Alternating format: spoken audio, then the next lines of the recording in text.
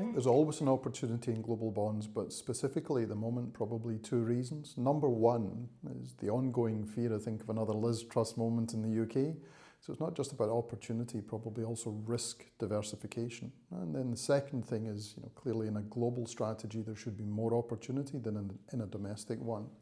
And today, if anything, the global bond market offers more opportunity than it has done probably for most of my career.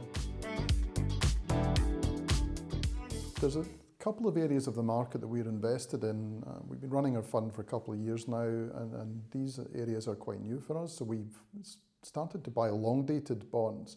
Most people still are shying away from that area, and that, if anything, has created a great value opportunity. So we now like 30-year bonds in certain parts of the market, certain geographies, not all of them.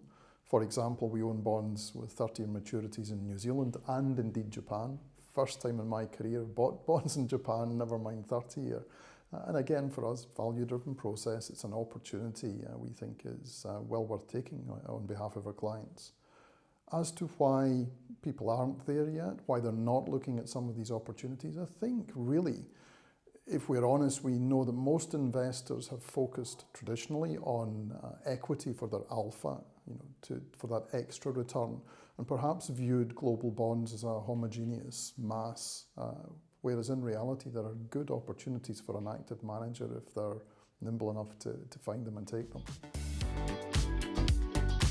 I think a real problem is one of education, really. It's not something we talk about an awful lot, certainly to the end investor, and I think that's a shame. So there is this perception that all bond funds, if you like, are created equally, and that's just not the case. We know some parts of the market have significant equity-like risk, and in other parts, the part that we focus on tends to be higher quality, more liquid. But even within that high-quality end of the market, again, we think that a global strategy can pay dividends, if you like.